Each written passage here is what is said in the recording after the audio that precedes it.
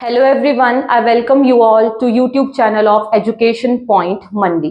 तो आज हम बायोलॉजी का टॉपिक डिस्कस करेंगे, that is living world.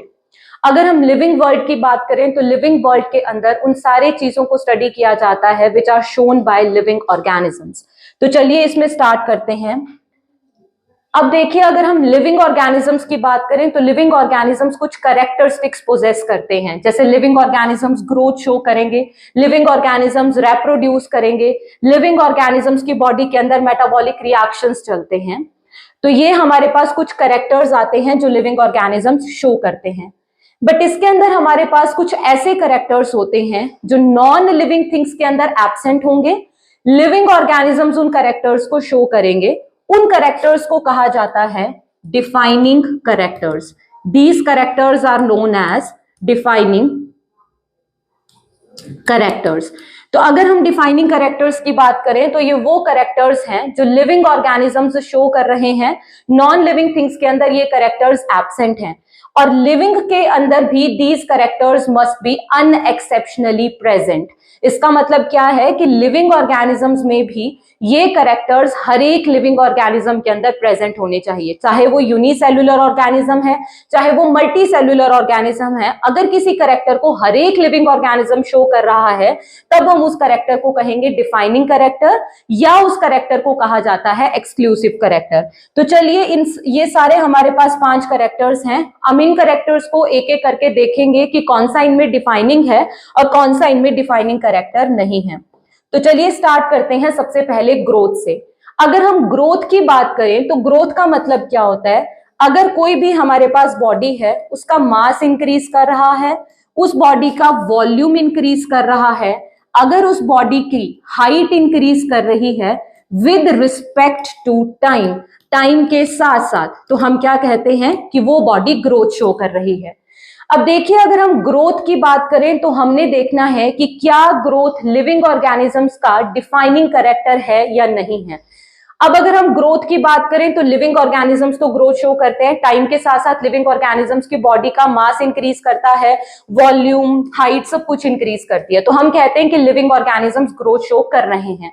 But अगर हम नॉन लिविंग थिंग्स की बात करें, जैसे अगर हम माउंटेन्स की बात करें तो माउंटेन्स भी क्या करते हैं? ग्रोथ शो करते हैं। तो नॉन लिविंग थिंग्स भी क्या कर रही हैं? ग्रोथ शो कर रही हैं। लिविंग ऑर्गेनिजम्स भी ग्रोथ शो कर रहे हैं। तो हम ग्रोथ को पहली बात डिफाइनिंग कैरेक्टर नहीं कहेंगे। क्लियर? अब अगर हम ग्रोथ की बात करें तो ग्रोथ हमारे पास 2 तरह की होती है। Growth is of 2 types.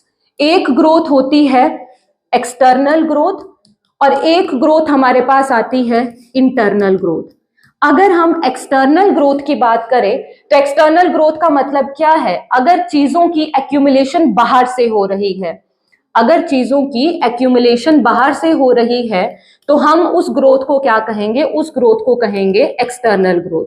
और अगर इंटरनल ग्रोथ का मतलब क्या है? बॉडी के अंदर जो सेल्स हैं वो सेल्स एलोंगेट कर रहे हैं या वो सेल्स डिवाइड कर रहे हैं, उसकी वजह से जो ग्रोथ होगी उस ग्रोथ को कहा जाता है internal growth. That growth is known as internal growth.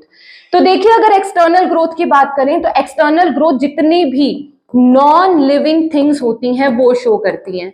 जैसे अगर हम बात करें एक सैंड की, हमारे पास यहाँ पे सैंड का हीप है, बहुत तेज हवा चलती है, उस सैंड के ऊपर थोड़ी और सैंड डिपॉजिट हो जाती है। तो यहाँ पे जो ग्रोथ हुई वो नॉन लिविंग की हुई, बट कैसे हुई? बाहर से चीजों की एक्यूमुलेशन से हुई। और इंटरनल ग्रोथ जो है वो सेल्स के डिवाइड करने से या उनके लंबे होने से हो रही है। तो इंटरनल ग्रोथ हमारे पास कौन शो करता है? लिविंग ऑर्गेनिजम्स शो करते हैं। तो ग्रोथ में हम फर्दर कह सकते हैं कि जो इंटरनल ग्रोथ है that is defining property of living organisms. But अगर अकेला ग्रोथ है तो वो हमारे पास डिफाइनिंग प्रॉपर्टी, डिफाइनिंग फीचर नहीं रहेगा।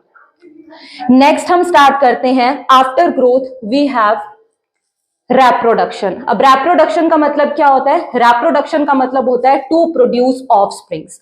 रेप्रोडक्शन हमारे पास नए ऑफस्प्रिंग्स को प्रोड्यूस करना कहलाता है। और रेप्रोडक्शन क्यों इंपॉर्टेंट होता है? To maintain the continuity of species. Species की कॉन्टिन्यूटी को मेंटेन करने के लिए रेप्रोडक्शन इज इंपॉर्टेंट। अब देखिए, अगर हम रेप्रोडक्शन की बात करें तो रेप्रोडक्शन आपके पास 2 तरह का होगा। एक रेप्रोडक्शन है सेक्सुअल और एक रिप्रोडक्शन है एसेक्सुअल। सेक्सुअल रिप्रोडक्शन में गैमीट्स इन्वॉल्व होंगे, गैमीट्स का फ्यूजन होगा, और एसेक्सुअल रिप्रोडक्शन में हमारे पास बडिंग है, और इसके बाद हमारे पास बाइनरी फिजन हो गया, फ्रेगमेंटेशन हो गया, ये सारे एसेक्सुअल रिप्रोडक्शन के ही फर्दर टाइप्स हैं। तो रिप्रोडक्शन की अगर हम बात करें तो नॉन लिविंग थिंग्स तो रिप्रोड्यूस नहीं करती हैं, सिर्फ रिप्रोडक्शन लिविंग ऑर्गेनिजम्स में ही देखने को मिलता है। बट लिविंग ऑर्गेनिजम्स में भी हमारे पास सर्टेन एक्सेप्शंस हैं, जैसे अगर हम इनफर्टाइल ह्यूमंस की बात करें तो infertile humans are not able to reproduce. तो उसके बाद हमारे पास एक और एग्जांपल आ जाता है म्यूल का। Mule is also not able to reproduce. इसमें हमारे पास एग्जांपल आ जाता है वर्कर हनी बीज का। वर्कर हनी बीज भी रिप्रोड्यूस नहीं कर सकती हैं। तो ये सारी हमारे पास सर्टेन एक्सेप्शंस हैं जहां पे रिप्रोड्यूस ये ऑर्गेनिजम्स नहीं कर पाएंगे। तो इसी वजह से रिप्रोडक्शन को हम डिफाइनिंग प्रॉपर्टी नहीं कहते हैं, क्योंकि ये है तो सिर्फ लिविंग में प्रेजेंट, बट सारे लिविंग ऑर्गेनिजम्स रिप्रोड्यूस नहीं कर पाएंगे। तो ये था हमारे पास रिप्रोडक्शन। तो reproduction is also not a defining property of living organisms. उसके बाद है metabolism. What is metabolism? Metabolism is sum total of all the reactions which takes place inside the body. चाहे वो कैटाबॉलिक रिएक्शंस हैं, चाहे वो anabolic reactions हैं, उन सारे रिएक्शंस को हम क्या कहेंगे? उन सारे रिएक्शंस को कहा जाता है मेटाबॉलिक रिएक्शंस। जो एक लिविंग बॉडी के अंदर जितने भी रिएक्शंस चल रहे हैं, they are known as metabolic reactions. इसके अंदर हमारे पास दो तरह की मेटाबॉलिज्म होते हैं, एक होता है एनाबॉलिज्म और एक होता है हमारे पास कैटाबॉलिज्म। एनाबॉलिज्म के अंदर क्या रहता है? सिंपल सब्सटेंसेस आपस में कंबाइन करेंगे और एक कॉम्प्लेक्स सब्सटेंस बनाएंगे, और कैटाबॉलिक रिएक्शंस में कॉम्प्लेक्स सब्सटेंस ब्रेक डाउन करेगा इनटू सिंपलर सब्सटेंसेस। अब देखिए, अगर हम पीसीआर की बात करें, ये बायोटेक्नोलॉजी का एक टॉपिक है PCR, polymerase chain reaction. Polymerase chain reaction में क्या किया जाता है? डीएनए की मल्टीपल कॉपीज बनाई जाती हैं बट आउटसाइड बॉडी, ठीक है। तो इस केस के अंदर हम क्या कह सकते हैं कि डीएनए की मल्टीपल कॉपीज बनाना, ये तो एक कैसा रिएक्शन है? मेटाबॉलिक रिएक्शन है, बट ये बॉडी के बाहर भी तो चल रहा है। बट पीसीआर के अंदर अगर हम बात करें एक एंजाइम की, दैट इज टैक पॉलीमरेज। तो टैक पॉलीमरेज हमारे पास एक ऐसा एंजाइम है जो एक बैक्टीरिया से लिया जाता है जिसका नाम है थर्मस एक्वेटिकस। Thermus aquaticus. तो देखिए, पीसीआर भले ही बॉडी से बाहर हो रहा है, बट अगर हम इसकी बात करें तो यहाँ पे जो सोर्स है वो क्या है? एंजाइम का सोर्स तो यहाँ पे लिविंग ऑर्गेनिज्म ही है।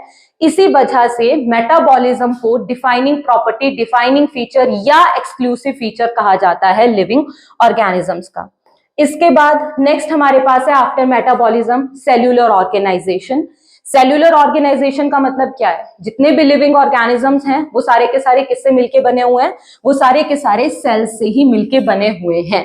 तो सेल्यूलर ऑर्गेनाइजेशन की बात करें तो देखो, सेल्स के बेसिस पे हमारे पास ऑर्गेनिजम्स दो तरह के होते हैं, एक होते हैं यूनिसेल्यूलर, एक ऑर्गेनिजम्स हमारे पास होते हैं मल्टी सेल्यूलर।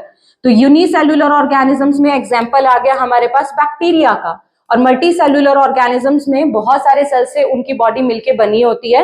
बट अगर हम यूनिसेल्यूलर की बात करें, बॉडी तो बनी सेल से ही है, चाहे वो एक सेल है, और मल्टी सेल्यूलर में भी बॉडी सेल से ही बनी है, चाहे वो बहुत सारे सेल्स हैं। तो बेसिकली सेल्यूलर ऑर्गेनाइजेशन को हम क्या कह सकते हैं? डिफाइनिंग प्रॉपर्टी, क्योंकि कोई भी नॉन लिविंग थिंग ऐसी नहीं है जो सेल से मिलके बनी हुई है। तो cellular organisation is the defining property of living organisms. Next इसके अंदर हमारे पास है कॉन्शियसनेस। What is consciousness? अपने एनवायरमेंट को सेंस करना, एनवायरमेंट को सेंस करना, that is known as consciousness. अब हम जितने भी लिविंग ऑर्गेनिजम्स की बात करें, हर एक लिविंग ऑर्गेनिज्म क्या करता है? अपने एनवायरमेंट को सेंस करता है, चाहे वो छोटा सा बैक्टीरिया ही क्यों ना हो। बैक्टीरिया हमेशा उस तरफ को, माइक्रोब्स हमेशा उस तरफ को मूव करने की कोशिश करते हैं जहां पे मॉइस्चर ज्यादा होता है। तो उन्होंने अपने एक्सटर्नल एनवायरमेंट को क्या किया? सेंस किया, तभी वो उस तरफ को क्या कर रहे हैं? मूव कर रहे हैं। अगर हम प्लांट्स की बात करें तो प्लांट्स सॉइल की तरफ, उनकी जो रूट्स होती हैं वो सॉइल की तरफ को ग्रो करती हैं।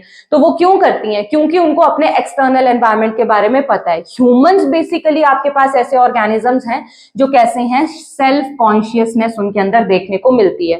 तो कॉन्शियसनेस भी एक डिफाइनिंग प्रॉपर्टी होती है लिविंग ऑर्गेनिजम्स की।